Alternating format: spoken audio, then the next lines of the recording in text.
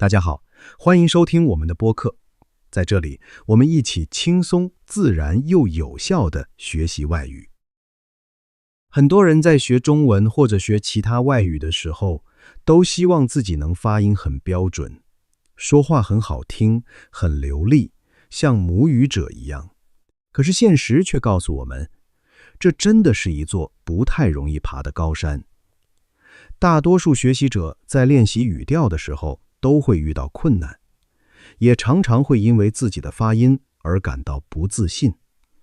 我们常常都会有一种共同的感觉，我说的不好听，我的发音不标准，我说的和母语者听起来差别很大。那么，真正的障碍到底是什么？为什么我们还没能像自己期待的那样把话说好呢？今天我们就一起来慢慢拆解，看看造成这个问题的几个核心原因。首先，你要明白，标准的发音不是从嘴巴开始的，它是从耳朵开始的。很多人语法学得很好，词汇量也很大，可是一开口说话，母语者还是听不懂，或者觉得口音很重。主要原因其实不在于我们的舌头或者嘴巴和外国人有什么不同，而是因为我们的耳朵还没有听准。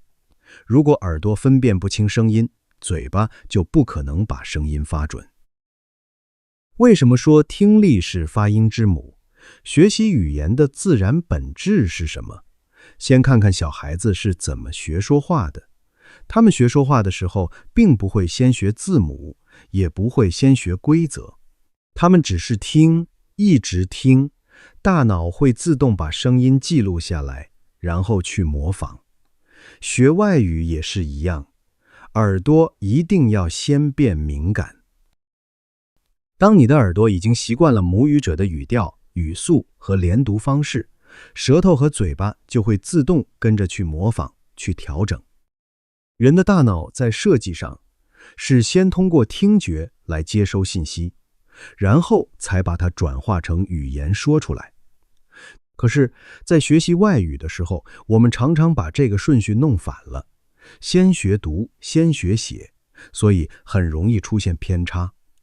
如果你听中文、英语、韩语的时候，觉得很多声音都差不多，那你说出来的声音也只会是差不多。如果你听不出明显的差别，你就永远不可能把发音说准。不是嘴巴的问题，是耳朵的问题。听是输入，说是输出。没有高质量的输入，就不可能有好的输出。耳朵、大脑、嘴巴之间的关系。第一步，耳朵先接收声音，把信号传给大脑。第二步，大脑去分辨这个音是什么，和另一个音有什么不同。第三步，大脑再指挥嘴部肌肉、舌头和声带，发出相似的声音。如果前面第一步和第二步就错了，听得不准，第三步一定也会错。当耳朵听不准的时候，大脑就会记下错误的声音模式。嘴巴也只能按照这个被听错的模式，把错误的声音说出来。一个很常见的误区，用理论来学发音。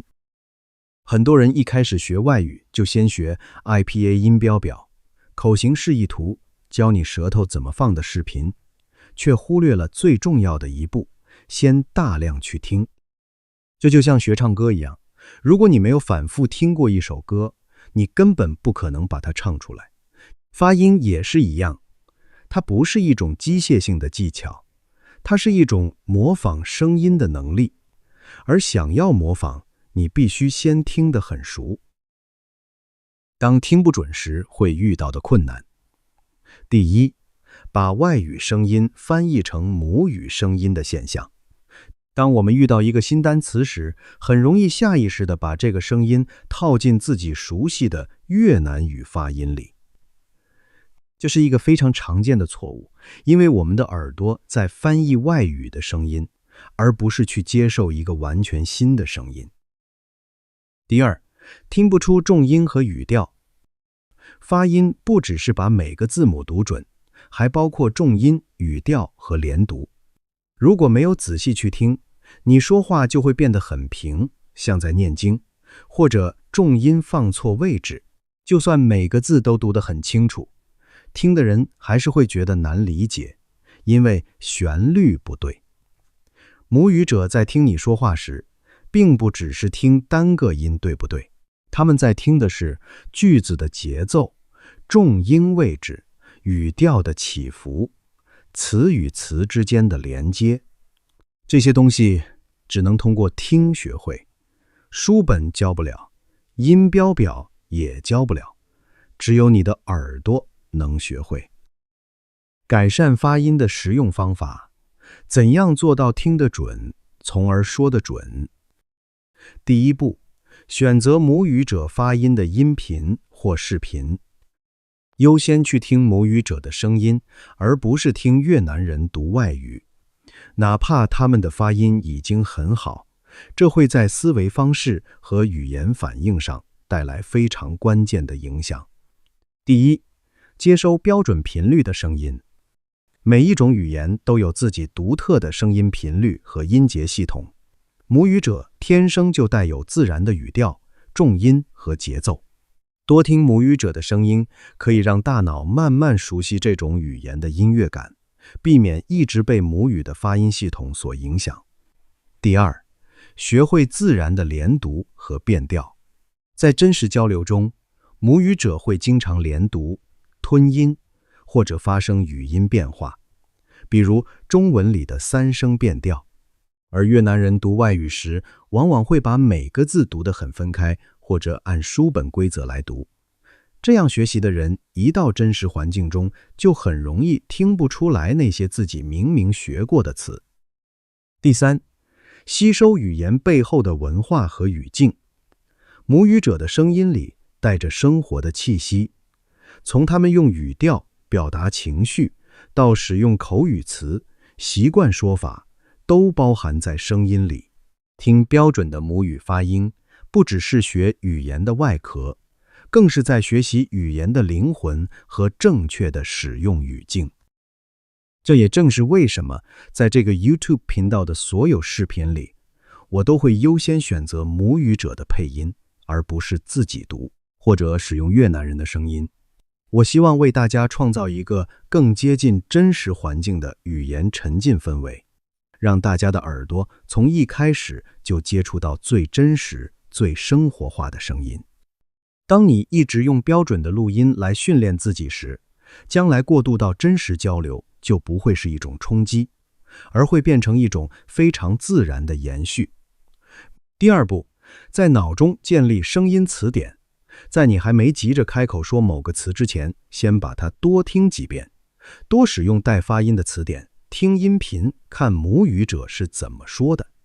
一个简单的原则，至少听3-5遍，先闭上眼睛，在脑中清晰地听见这个声音，然后再开口去说。第三步，练习 shadowing 影子跟读。这是一个非常有效的方法。听一小段示范音频，然后立刻像录音机一样重复出来，尽量去模仿对方的语速、语调，甚至情绪。按能力拆分，如果一整段太长太难，没关系，可以把它切成小块。根据自己的水平，先从3-5个字的短语开始跟读，再慢慢过渡到完整的短句。最大程度去模仿，重点不是你能说多长，而是在这小小的一段里，你能模仿得有多像。从换气的位置到语音的起伏，都尽量贴近母语者。反复练这一小段，直到你的口腔肌肉习惯这种节奏为止。第四步，录音并自我检查。说完之后，把自己的声音录下来，再和原音频做对比。这时候，你的耳朵就像一个评委，能听出你和标准发音之间的差别。当耳朵已经变准之后，纠正发音会变得非常快。发音不是嘴巴的能力，而是耳朵的能力。想说得好，首先要听得好；想说得准，首先要听得准。不要把问题归结为自己没有天赋，而是要训练自己的耳朵，对新的声音变得更加敏感，把听变成每天的习惯。听音乐、看电影、听新闻，和外国人交流。要有耐心，重新训练耳朵是需要时间的。但一旦你的耳朵真正熟悉了这种声音，嘴巴就会非常自然地把它说出来。一切都从听开始，打开心灵，打开耳朵，你会发现说外语会变得越来越轻松，越来越自然。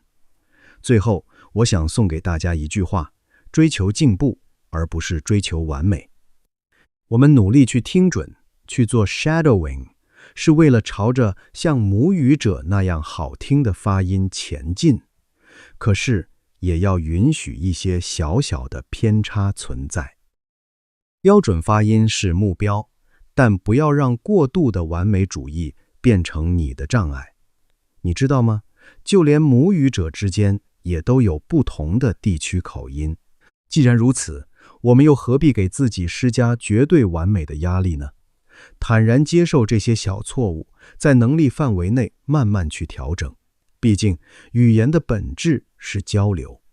当你能够把自己的想法和情感表达出来，对方也能理解你的意思，这本身就是一种成功。如果你的目标并不是从事像播音主持这类非常专业的领域，就不要把必须说得非常好听变成一种心理负担。我们练习是为了比昨天的自己更好。追求好的发音是一段有趣的旅程，但不要因此让自己感到压力。请在每天进步的同时，也别忘了享受通过新语言与他人建立连接的快乐。语言真正的意义在于让人和人之间更好地理解彼此。感谢你收听今天的播客。如果这期播客让你改变了对外语学习的看法，那你就已经准备好开始一段新的旅程，一段自然、回归本质、充满灵感的语言学习之旅。如果你正在学习中文或者任何外语，却总觉得学了很久没有进步，还在苦苦寻找合适的方法，那么千万不要错过这一系列视频。在这里，我们会分享简明扼要的内容，指出学习外语时常见的问题和错误。与此同时，你还将探索像孩子一样自然习得语言的方法，这是征服任何语言最正确、最高效的道路。关注我们，让外语学习变得轻松、自然又充满灵感吧。如果你觉得内容有帮助，欢迎分享给你身边正在学外语的朋友。我们下期再见。